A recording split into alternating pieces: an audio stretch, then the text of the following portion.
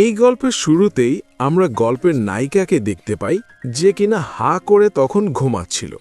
ঠিক তখনই তার মা তাকে ডাকতে থাকে আর বলে, তাড়াতাড়ি ওঠো, আজ না তোমাকে মার্কেট পার্ট টাইম জবে সাহায্য করতে যেতে হবে। এটা শুনে মেয়েটি তখন লাফ দিয়ে উঠে বসে। তার মা তখন বলে, উঠেই যখন পড়েছ তাহলে যাওয়ার আগে নিজের ভাইকেও একটু ডেকে দাও। মেয়েটি তখন বলে, আমি কেন ওকে ডাকতে যাব?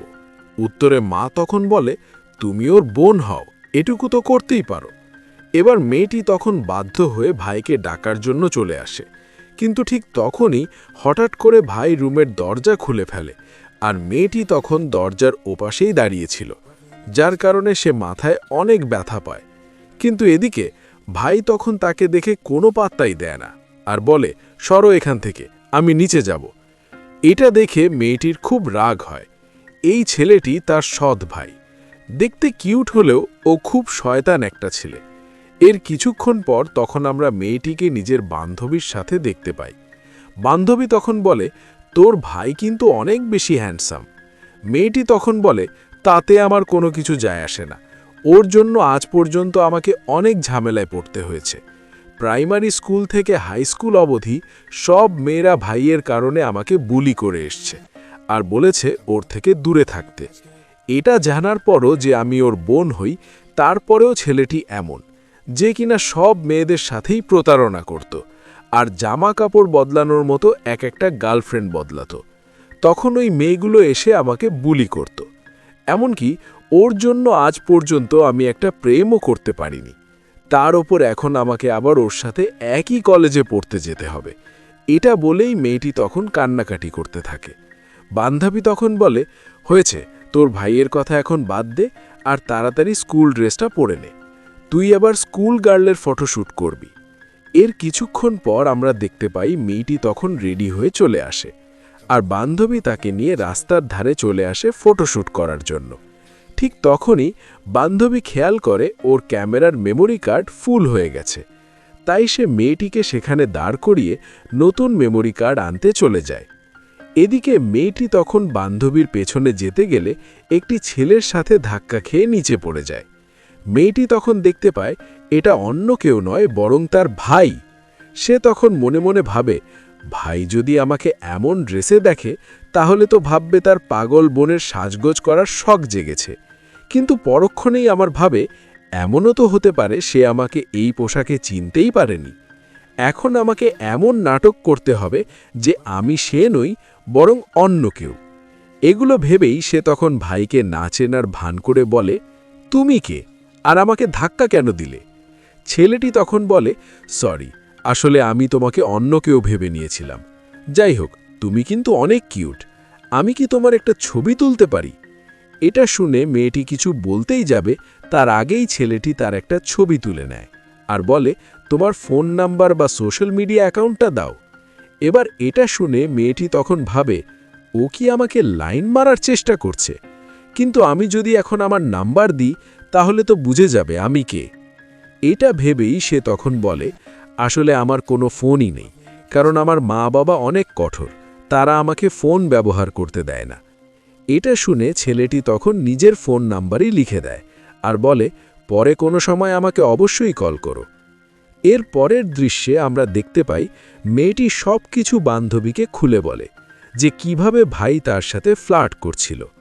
বান্ধবী তখন বলে, এসব কিছু আমার মেকআপের জন্য হয়েছে, যে সে তোমাকে চিনতেই পারেনি। তুই কি সত্যি তাকে কল করবি? মেয়েটি তখন বলে, কখনোই না, এটা ভাবতেও আমার কেমন লাগে যে আমার ভাই আমার সাথে ফ্লার্ট করেছে। বান্ধবী তখন বলে, তোর ভাই আসলেই একটা লুচ্চা, সেজন্যই নিজের বোনের মতো দেখতে মেয়েটার সাথেও ফ্লার্ট করতে ছাড়ল না। এরপর রাতের বেলা মেয়েটি তখন পরিবারের সাথে ডিনার করতে বসে এবং অনেক রাগের দৃষ্টিতে বারবার ভাইয়ের দিকে তাকিয়ে থাকে। মা তখন বলে, বান্ধবী আজ আমাকে বলেছে তুমি নাকি আজ ফটোশ্যুট করতে গিয়েছিলে। এটা শুনে মেয়েটি ঘাবড়ে যায়, এই ভেবে যে ভাই হয়তো বুঝে গেছে ওই মেয়েটি আসলে কে ছিল। সে ভুল করে তখন সুপের বাটি ফেলে দেয়, যেটা দেখে ভাই বলে সে পাগল হয়ে গেছে, এসব পড়তে পড়তে ওর অভ্যাস হয়ে গেছে। এটা শুনে মেয়েটি অনেক রেগে নিজের রুমে চলে আসে আর বলে, অনেক হয়েছে, ও আমাকে অনেক জ্বালিয়েছে, এবার আমি ওকে জ্বালাবো। এটা বলেই সে তখন দেওয়া ফোন নাম্বারটা দেখতে থাকে। এর কিছুক্ষণ পর আমরা ছেলেটিকে দেখতে পাই, যে কিনা তখন সেই ছবিটা দেখছিল। ঠিক তখনই তার কাছে একটা টেলিফোন বুথ থেকে কেউ কল করে। মেয়েটি একটা টেলিফোন বুথে গিয়ে কল করে নিজের গলা পাল্টে বলে, তুমি আমাকে চিনতে পেরেছ? আমি সেই মেয়েটা যার সাথে সকালে তুমি ধাক্কা খেয়েছিলে। ছেলেটি তখন বলে, হ্যাঁ, চিনতে পেরেছি। মেয়েটি তখন বলে, চলো আমরা কাল একসাথে ডেটে যাই। ছেলেটি এক কথায় রাজি হয়ে যায়। মেয়েটি তখন বলে, তাহলে কাল বিকেল 5টায় চলে এসো। সে মনে মনে অন্য পরিকল্পনা করে রেখেছিল। এর পরের দিন মেয়েটি বান্ধবীকে দিয়ে মেকআপ করিয়ে দেখা করার জায়গায় চলে আসে। সে দেখতে পায় ছেলেটি অনেক আগে থেকেই সেখানে দাঁড়িয়ে অপেক্ষা করছে। তাকে শিক্ষা দেওয়ার জন্য সে ইচ্ছে করেই তাকে অনেকক্ষণ অপেক্ষা করায়। এভাবেই আধ ঘন্টা কেটে গেলে একটি সুন্দরী মেয়ে তখন ছেলেটিকে অপেক্ষা করতে দেখে কথা বলার জন্য কাছে আসে এবং রেস্টুরেন্টে গিয়ে একসাথে খাওয়ার প্রস্তাব দেয়, কিন্তু ছেলেটি তাকে মানা করে দেয়। এরপর আরও 1 ঘন্টা কেটে যায়। আবারও কিছু মেয়ে এসে তাকে ডেটে যাওয়ার জন্য অফার করে, কিন্তু সে সবাইকে মানা করে দেয় আর বলে সে একজনকে কথা দিয়েছে। এগুলো দেখে মেয়েটির খারাপ লাগতে থাকে, তাই সে সামনে চলে আসে এবং দেরি হওয়ার জন্য ক্ষমা চায়। ছেলেটি তখন বলে, কোনো ব্যাপার না, আমিও এখনই এসেছি। মেয়েটি অবাক হয়, কারণ সে জানে ছেলেটি অনেকক্ষণ ধরে অপেক্ষা করছে। এরপর দুজনে একটা ক্যাফেতে যায়। ছেলেটি তখন নিজের ব্যাগ থেকে নতুন একটা ফোন বের করে মেয়েটিকে দেয় এবং বলে, এটা তোমার জন্যই কিনেছি। সে তার নাম জানতে চাইলে মেয়েটি ঘাবড়ে গিয়ে নিজের নাম বলে, মিনা। এরপর মেয়েটি বান্ধবীর কাছে এসে সব বলে। বান্ধবী বলে, মনে হচ্ছে তোর ভাই তোর প্রেমে পাগল হয়ে গেছে। তুই এই সুযোগে ওর স্বভাব ঠিক করতে পারবি। তুই প্রেমের অভিনয় কর, পরে যখন ও তোর প্রেমে হাবুডুবু খাবে তখন ওকে ছ্যাঁকা দিয়ে দিবি, তাহলেই ও বদলে যাবে।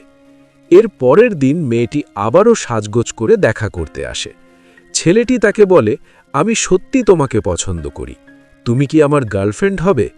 মেয়েটি বলে, তোমার চেহারা দেখে বোঝা যায় তুমি অনেক মেয়ের সাথে প্রেম করো, তোমাকে আমি কিভাবে বিশ্বাস করব? ছেলেটি বলে, আমি যদি সব মেয়েদের সাথে ব্রেকআপ করে নিই তাহলে? মেয়েটি যখন তার গার্লফ্রেন্ডের সংখ্যা জানতে চায় তখন ছেলেটি আঙুল গুনে হিসেব করতে শুরু করে, যেটা দেখে মেয়েটি অবাক হয়ে যায়। এর পরের দৃশ্যে দেখা যায় ছেলেটি বাড়িতে ফিরে আসে এবং তার গালে চড়ের দাগ, অর্থাৎ সে সত্যি বাকি মেয়েদের সাথে ব্রেকআপ করছে, যার জন্য তাকে চড় খেতে হয়েছে। পরের দিনও সে একই অবস্থায় বাড়ি ফেরে। মেয়েটি বিশ্বাসই করতে পারছিল না যে একটা প্লেবয় ভালোবাসার জন্য এত তাড়াতাড়ি বদলে গেল। এরপর যখন তারা আবারও দেখা করে, ছেলেটি বলে, আমি সব মেয়েদের সাথে ব্রেকআপ করেছি এবং তাদের নাম্বার ডিলিট করে দিয়েছি। এবার কি তুমি আমার গার্লফ্রেন্ড হবে? মেয়েটি রাজি হয়ে যায়। পরে রাতের বেলা মেয়েটির এক ছোটবেলার বন্ধু তাকে বাড়ি পৌঁছে দিতে আসে। ঠিক সেই সময় সেখানে তার ভাই চলে আসে এবং তাদের একসাথে দেখে অনেক রেগে যায়, কিন্তু কিছু না বলে ভিতরে চলে যায়। পরে সে মেয়েটিকে জিজ্ঞেস করে, ওটা কি তোমার বয়ফ্রেন্ড? মেয়েটি বলে, তাতে তোমার কি? এর পরের দিন মেয়েটি আবারও সাজগোজ করে দেখা করতে গেলে ছেলেটি বলে, আমি সত্যি তোমাকে মন থেকে ভালোবাসি। সে মেয়েটিকে কোলে তুলে ঘুরতে থাকে। ছেলেটিকে এত খুশি দেখে মেয়েটি আর ব্রেকআপের কথা বলতে পারে না। বাড়িতে এসে সে চিন্তায় পড়ে যায় যে তার ভাইয়ের জন্য খারাপ লাগছে নাকি সে জেলাস ফিল করছে। এরপর বান্ধবী তাকে বুদ্ধি দেয় যে একটি গ্রুপ ডেটের আয়োজন করবে, যেখানে অনেক সুন্দর সুন্দর মেয়ে আসবে এবং ছেলেটি যদি তাদের দেখে আবারও ফ্লার্ট করা শুরু করে তবে সেই বাহানায় ব্রেকআপ করে নেওয়া যাবে। কিন্তু গ্রুপ ডেটে গিয়ে দেখা যায় সব মেয়েরাই তাকে প্রলুব্ধ করার চেষ্টা করলেও সে সবার থেকে দূরত্ব বজায় রাখে। এমনকি বান্ধবী যখন মেকআপ করা মেয়েটির ফোন থেকে তাকে মেসেজ করে গালি দেয় এবং চলে যেতে বলে, ছেলেটি একজন বিশ্বস্ত প্রেমিকের মতো সেখান থেকে সাথে সাথে বেরিয়ে যায় এবং জানায় সে তার জন্য বাইরে অপেক্ষা করছে।